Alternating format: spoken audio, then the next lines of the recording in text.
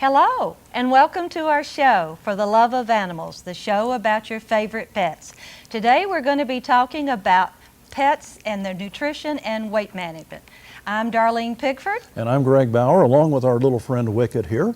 We'd like to tell the viewers about some upcoming shows that we know that you'll be interested in. One is going to be on painting your pets, which we think you'll find very interesting and entertaining to see work that some youngsters have done in artwork with their pets. And we also have a show coming up on disaster planning. We think about it for adults, but we don't think about it very often for our pets. And so that's a very important aspect, and so we know that you'll stay tuned and be interested in those. But we've got a very interesting show today, Darlene. What's on? Well, as I mentioned, Greg, we're going to be talking about feeding your pet, the good habits, good nutrition, and how to control obesity with our pets. Okay. Thanks for introducing our guest today. I sure will. This is Dr. LaNita Flanary. Many of you know her from our local area here, and with her friend Bitsy. And we're happy to have both of them here today. And welcome, LaNita. Thank you. Glad to be here. Thank you for coming. So let's get started. When we talk about feeding your pet, what are the kind of things that we need to be concerned about from a nutritional point of view, LaNita? What do we want in their diet, LaNita? Well, the main thing is if you're going to be very concerned about the right nutrition for your pet, you're going to have to get the right type of food with the right type of pet you have. There's three main categories that we need to think about: whether the pet is a growing pet, whether it be a kitten or a puppy, or whether it's in a adult or maintenance stage of its life, or if it's in a senior citizen stage in its life. And those are the three big ones. And then the other one that we can throw in that is whether that animal is overweight or not. Okay. And once you decide what category your pet is in, then you need to go find the right nutrition based upon that stage of its life or that condition that it has. Okay. Suppose we're talking about just an adult dog or cat. All right, and I'm going to go shopping for them. What are the ingredients that I want in their diet, and what ingredients maybe are not so good in their diet? Okay. Well, you want to stay with good quality nutritional foods. There's a lot of good products out there, but you want to use ones that don't have lots of meals or byproducts. You want to go with ones that are balanced fortified. There are many thousands of different types of foods out there, and they all have different flavors and textures and such. I always usually try to suggest to my clients to go with dry food, because dry food is better for our teeth of our pets and keeps them healthier. Okay. Canned food also has more preservatives in it. And it has more sugars in it usually, because you think about it, it's got all those gravies and nice mixtures. So I usually tell people to stay away from canned food and go with the dry. And then as far as a dry food, you want to look at one that your pet's going to like, but you want one that is a good quality nutrition, whether it be like a high protein source such as corn or chicken or even beef, but you want to stay away from byproducts and such. Okay. Is it true when I'm looking at the labels that the first 5 ingredients are the most important or the highest concentrate, like it is for, regular green beans and things like that, or is it different in the pet food market? No, that is usually whatever's listed first is going to be the main ingredients. However, certain foods are guaranteed, so if it says chicken first, then that's the main ingredient of it. Or other foods, they can variable, and it might say chicken, but chicken might mean chicken as in breast meat or chicken as in byproducts as well. Okay. So the main thing is to stay with a good quality name brand food that we're familiar with, that's been around for a long time. And what might we see on the label that would indicate that this is a good quality food? Price sometimes determines that, but you have to be careful about price too. Right. Price is one factor, because usually if it's a higher price food, they put a lot of nutritional requirements and nutritional evaluations in it. On the back of every can or bag of food, it's going to say something to the effect of AAFCO. We talked, that's like a organization. It says that this food has been or gone through dietary trials or testing. If it has gone actually through testing, that is a good quality food, because that means that it has been tested for that type of animal and shown to be nutritionally fit and good for the animals. A lot of people fall into the what we consider a very bad habit of feeding table scraps. Oh, yes. A veterinarian's nightmare. And it's not a laughing matter, but I know so many people do it. Well, they're just a little bite of this and a little bite of that. But there's Right. nothing they could do that could be worse for their pet. Why is that bad? Well, we all do it because they smile and they look at us with those sad eyes and we feel sorry, but they know how to work us really good. They do. And it's usually not them that are, I tell people, it's not them that drive themselves through the McDonald's drive-ins, or it's not them that go open the refrigerator and pick out what they want. It's us that do it to our pets. But it's really bad because one bite of this or one bite of that is not nutritionally balanced for our pets. Plus, you know, a little small amount for Bitsy of just a bite here or there is full of calories, and those calories add up. You know, I try to like to tell people that the equivalent of one bite of table food is equivalent to us eating a Snicker bar. You know, a Snicker bar is packed full of calories, and you know, any kind of candy bar, and that's going to be a problem with our pets as well. Just one bite of table food, and it's way too much. Okay. And I've heard things like chocolate is very bad for a dog. Is this correct? That is correct. Chocolate is very bad for dogs because it will cause most of the time for their heart to speed up. Ooh. And it can actually cause them to go into heart attacks and other kind of arrhythmias or heart problems. Well, and it's also very bad for cats, too. In fact, in some cases, is it fatal for cats? Well, it is usually more of a problem when it's concentrated with dogs. Okay. I see. You know. So we you don't see many cats that are eating, you know, chocolate bars, but dogs, if they're given the chance, are going to. Is there anything like that is very bad for cats, like chocolate is bad for dogs? Well, something that people don't really realize is whole milk is usually bad for any pet. It's packed full of lots of calories, and it usually causes lots of diarrhea, even with cats. Okay. So people want to feed like stray cats and stuff whole milk, but it usually causes GI upset and diarrhea. Ooh, okay. How about water? What kind of water should we be feeding our pets? Usually any kind of water that's good for you to drink is going to be good for your pets to drink. We have a few situations where if dogs are going to be getting calcium, kidney stones or something like that, we might say to filter the water. But mostly if you drink it, they're going to be able to drink it. Okay. So you don't have any preference for distilled versus spring versus tap water? No, ma'am. Okay, so just whatever is good for humans would be good for our pets. You got it. Okay. Well, we need to kind of take a break at this point and listen to a happy tale, and we'll be back in just a moment or two with our discussion with Dr. Flanary. So let's give a listen to a happy tale about Lucy, a really pretty red macaw.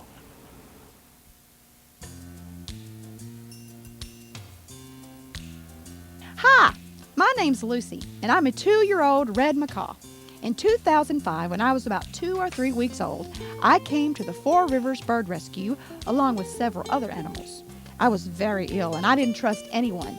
Rhoda worked with me for about 1.5 years, and I soon began to trust her love and comfort. The medication worked, and I was soon a very happy and healthy bird. Then one day, a 16-year-old girl named Carly came to the shelter, and I fell in love with her. I now have a forever happy home, thanks to Carly and Rhoda. Welcome back. We hope you enjoyed that tale about Lucy and her owner, Carly. We know that that bird is going to be with that young lady for a long, long time. We'd like to remind our viewers also that our show is now on the web. It is at www.paducah2.org/videoclips, one word, /animals. And then you can choose the show that you would like to see. But you do have to have a high-speed internet connection to do that. And we hope that you'll take advantage of that and enjoy those shows. This will be in addition to the regular broadcast times that we have for the show. Well, LaNita, in the first segment, the word obesity and weight came up. You said that a lot of our pets are obese when they come to see you at the vet's office. What can we do to help obesity? Well, obesity, just like with humans, is becoming a huge problem with our pets as well. 45% roughly of all of our dogs and cats are obese, they estimate, and I believe every bit of that. And two situations that we need to talk about probably would be, first, that we need to realize that our pets are overweight. Okay. You know, that's a hard issue because we get used or accustomed to seeing our pets every day, and most of them are a few pounds overweight, so that becomes the norm in our mind, and we Right. don't really realize that they are overweight. So you can get on some good websites and find out about nutritional requirements. You can ask your veterinarian first and foremost if that pet is the goal weight or ideal weight that it should be. And that is a hard thing to do in some facts, so you really need someone else's opinion a lot of times. Okay. Is there well-defined guidelines for what a pet should be according to their particular age, etc.? Well, as pets age, just like with people, they are prone to gain a little bit more weight, and that is kind of acceptable. However, what we're finding out mostly these days is people, it might be 5 pounds overweight, and people really think it's only 1 or 2 pounds overweight. Kind of a rule of thumb that I'll say is to use your hand, and if you feel over your pet's rib cage, you know, on the side, and if it feels like this when you're making a fist, then that's really kind of too skinny, okay? Okay. If you feel on this side, the inside of your pant, and you can feel like a little fat covering, that's probably too thick, and your pet would be a little bit overweight. Okay. And just right would be hold your hand out flat and feel over your knuckles, and that would be exactly what you would really want for the ribs and the skin to feel like on a pet that is the ideal weight. Okay. Some other things is you want to make sure that they do have a waistline. And with Bitsy, it's hard to tell because she's all hair. But most of the animals, you could actually see their waist coming in. And that, of course, varies as the pet gets older, doesn't it? Yes, their shape and conformation, just as we will change as they get older. Okay. But that is a good rule of thumb. But the best thing would be just to ask a professional. Sometimes it's not an easy thing for us to tell us that your baby's a little bit overweight, but it's the most important thing because we want them to live longer. In fact, they even say that a pet at an ideal weight will live up to 2 years longer. Oh, okay. Simply because they're at a good weight. You got it, just like with people. We've figured that out with humans as well. They live a longer life. You're not going to have heart disease, you're not going to have respiratory disease, you're not going to have stroke complications, you're not going to have arthritis problems, and even certain types of cancers that are on the rise have been linked with obesity. Okay. Okay. And the thing that you point out with the 2 pounds, living 2 years longer in a pet's life, which is relatively short anyway, that can mean quite a difference. That can mean at least up to 15 years, That's right. comparatively speaking with humans. Okay. Now, LaNita, what about the diets? For example, if we have a number of cats in the house, and let's say that we have 1 kitten and maybe 5 adult and 2 seniors. And a senior cat. How can we get How do we that- manage that How do we at manage feeding the feed time? on that? That is extremely hard because a lot of our pet lovers have multiple pets around. In my house, it's rule of thumb, we walk around to different rooms in the morning and everybody gets fed based on whoever needs what. Okay. That works really well in a lot of situations for people. Other times, if people are going to be home, they feed at different times and let the other animals outside maybe to play or put them Okay. in like a utility room. Okay. One thing I'm always pretty adamant about is to feed your pet at a certain time every day Okay. and a certain amount. And if in usually 20 to 30 minutes they have not consumed that amount, then you're either feeding too much or you just need to pull it up. And the pets will learn to eat at that time. Okay. Leaving food out all day is, like in that situation you're talking about, horrible, because one animal is always going to clean up every bowl if probably That's given the right. opportunity. And it's just really not good for the Okay. pet's digestive system. So you're an advocate then of controlling the food that the pet gets, Right. rather than leaving it Right. down all the time. But of course, in the case with water, that should be left down all the time, Left shouldn't down it? all the time. Okay. And with feeding, if in an ideal situation, I feed my pets divided amounts twice a day, and that's really best for them. Okay. Okay. I can see some habits that many of us have had over the years, including us, probably need to be changed a little bit. If you have a dog and a cat in your house, they shouldn't be eating each other's food, right? No. Okay. No. Cat food is 30% fat. Okay. So dogs love it, but usually it's going to cause some vomiting, some diarrhea, and of course weight gain is the big thing. So keep that away. Now cats usually don't like dog food, and that's the reason why is because it doesn't have the fat in it that they're accustomed to eating. Yeah. So what we do in our house, so the cat's food is always elevated and the dog gets fed on the floor. Yes, that's exactly what I do So- in my house. Right. And that's where the washing machine and dryer come in real Yes, handy. same at my house. Incidentally, this is Miss Angel, who's a little bit scared. She's one of our babies. And I think she she does not overeat, and it's just kind of natural. You can't tell from her fur, but I think she is kind of a nice weight, and she tends to keep her weight. Well, but one of the myths that we've heard, and maybe it's not a myth, that a cat will not overeat, but a dog will. That is a myth. That's a myth. Good. Some cats will gorge themselves, so you never know. Some animals just in general don't overeat, and then others always do. Okay, so it's not peculiar to whether you're a cat or a dog or No, sir. whatever it happens to be. Okay. No, sir. Well, it's about time for us to take a second break when this interesting discussion that we're having. And one of the regular features of our program, as many of our viewers know, is the Forget-Me-Not segment. And we have one today about a pet named Maggie May. And so let's give a listen to it. In 1990, Maggie May came to live with us when she was about 5 months old. She was an all-white Poodle Pomeranian mix. We named her Maggie, but since we live in Kentucky, she had to have a second name, so we settled on May. As a puppy, she enjoyed playing with toys and with our cats Pepper Sprout and Sport. She loved to ride in the middle seat of our van. As soon as the van door was opened, she would hop up on the seat and go right to sleep. She would actually spend an hour or two in the van with the door open, waiting to go. For several years, we commuted between Bowling Green and Lake Barkley on weekends, holidays, and spring break, and Maggie May loved the travel. We gradually began to add more cats, and Maggie May loved every one of them, and they grew to love her. On a Sunday night in 2002, she began to experience a seizure with no warning. We took her to the vet, but he was unable to pull her out of it. And on Tuesday, it was clear that she would never recover, and we decided, with tears in our eyes, to have her put down.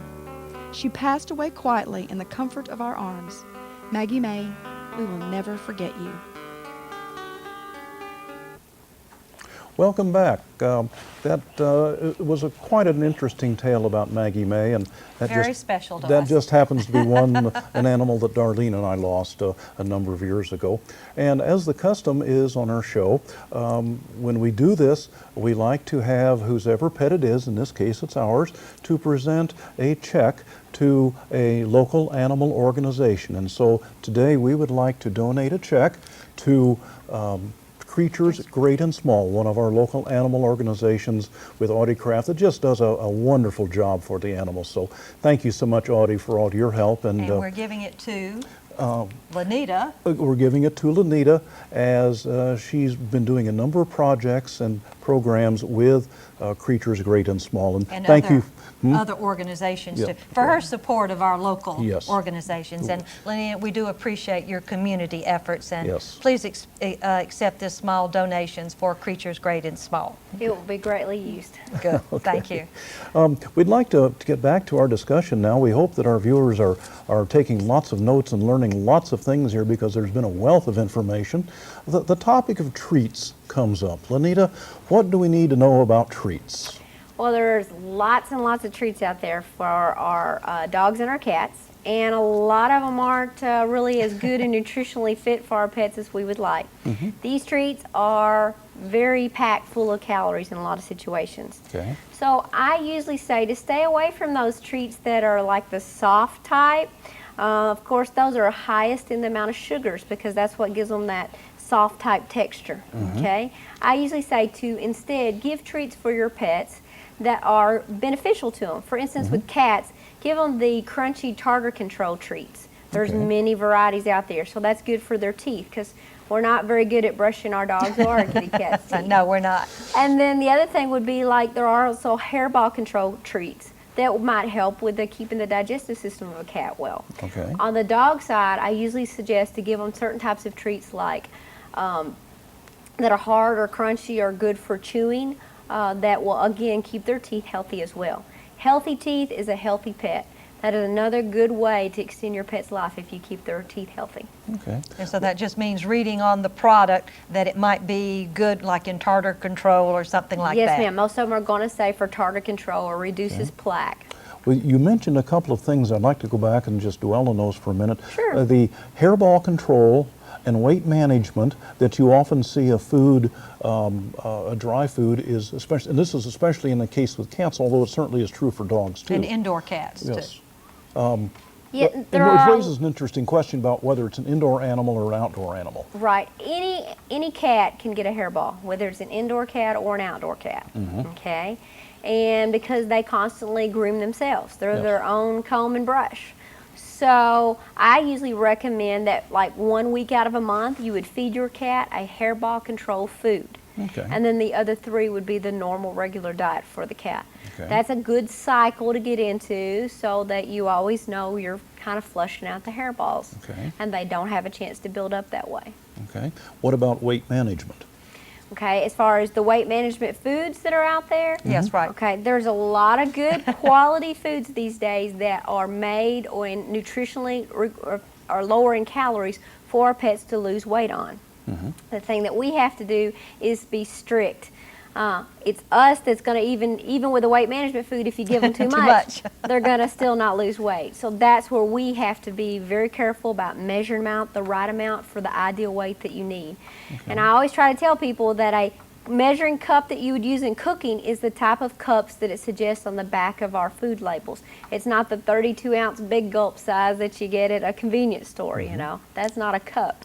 For They have to be careful. excuse me. For example, Wicket weighs about what, Greg? Well, 12, 12 13 pounds. pounds. Mhm. All right. What would you recommend would be a good daily dosage for Wicket? About 12 to 13 pounds. Each food is going to be different based upon the needs, whether it's a weight management control food or one for a growing puppy.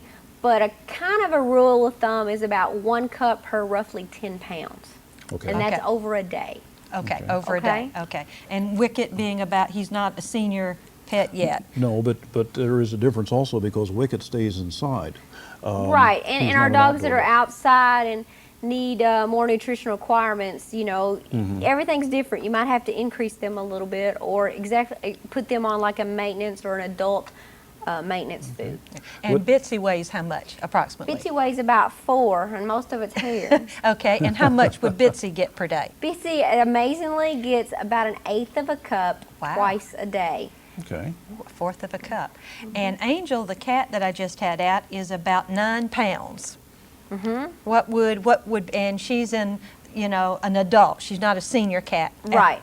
Defining senior as 7+. Right. What would she she? would probably be at about 3, being a senior or right around there, about 3/4 a cup a day. Okay. All right. Okay. So now, since we brought up the word senior, as our cats age, what's the difference in their nutritional needs? Well, with any pet, whether it's a cat or a dog, the nutritional, as far as the amount of calories that they need, decreases the Okay. age. They're usually not as active. They're going to be laying around more. They're not running around the yard or the home playing as much. Right. They're kind of couch potatoes as they get older, and they need less calories. Okay. The other thing is a lot of our foods today are balance fortified with extra like free radicals and stuff like that, or glucosamine or chondroitin. All of these foods are good if they're balanced with those for our senior pets because that helps with our joint mobility and helps to break down other types of damage that they can receive in their body because they're older. Now, as we mentioned, if you were talking about pet foods 20 years ago, we didn't Yes. have the distinction between the adult and the, we may have had with the kitten, Kitten, but- and certainly Right. the adult and senior just kind of all ran together. But what you're saying is that today, the foods that people can buy are well defined, if you will. Yes. On that. For each stage of life, whether it be a cat or a dog, there is a food out there within your price range that is going to be good for your pet. Okay. And that's why I really am firm about staying away from homemade diets. That's been a big concern. We hear a lot about it. But, you know, we can even get these homemade diets off the web and stuff, and the main ingredient might be chicken, but they're not balance fortified. They don't have all the nutritional requirements. And I don't know about you, but it's hard for me to eat balanced, fortified, nutritionally For good foods yourself. for myself, let alone cook every single day for my pets as well. Yeah. So leave it to the experts and find the right food for them. Ask the veterinarian if you have any questions. Get on the web and do your research, but stay away from homemade diets. One thing that I did want to bring up that's very important, especially ties in with homemade diets, is as our pets age, too much protein in their diet can actually cause kidney or liver failure. And so if you're feeding just solid chicken to your pet as it gets older, then that would be too much protein, and that is a bad thing for it. So go with the nutritional diets for their age. Well, then that brings up another point. We know that many of our animals actually die because of cancer. Right. And what can we do to kind of prevent some of these, and what are the most common kinds of cancers, and how does the diet maybe contribute to the oncoming of that cancer? The main thing it would be with that situation is the weight control. We've seen with people, and now we are learning with pets, that if they are more obese, they have a lot more types of cancers overall in their body, especially skin cancers and lipomas and such like that. So the best thing to do is control the weight. And also controlling the weight. If we know what their weight is, it also is a way to gauge their health. Right. So at home, do you have any suggestions of how we can monitor their weight other than just looking? Because if a 10-pound cat loses 3 pounds, I mean, that's 30% of their weight. Right. We recommend as veterinarians at our clinic to weigh your pets periodically, just like you would yourself. Keep a check on it. And write it down somewhere so you won't forget. If you are wanting to do like weight loss in a cat, it's recommended, that every pet only loses, just like us, a small percentage gradually. So a lot of people, if you have a 20-pound cat, which a lot of people do, and they might not think that it's actually coming off because we just want a small amount taken off per week. But weighing is the only way to figure that out. And an easy way to do that is for you to get on the scale. And let's say you only weigh 100 pounds. Ha, ha, ha. Then you get on with your pet. And if you then weigh 130 pounds, then obviously your pet weighs 30 pounds. But that's an easy way.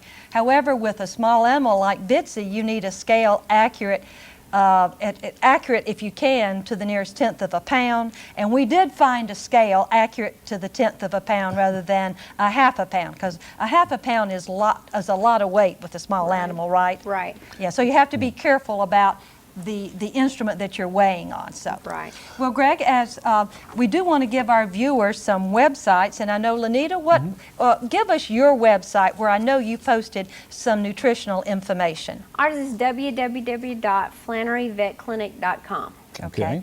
And we could find some additional information about pet nutritional requirements and obesity. Some other sites that our viewers might want to go to is www.petdiets.com, balanceT.com, and the American College of Veterinary Nutritionists, which is acvn.org. All of the sites that we just have given, the last three, are maintained by vets who are specifically trained in nutrition. Darlene, I can't believe it. Our What? time is Is gone. our time out again? Our time is gone, and we think we've just scratched the surface. We just scratched the surface. We'd like to thank Dr. LaNita Flanary for joining us today and giving us some great insights. And Bitsy. And Bitsy also, into nutrition and weight management. And so it's time for us to go, unfortunately. Thanks, LaNita. Yes. Thank you for having me. We appreciate it very much.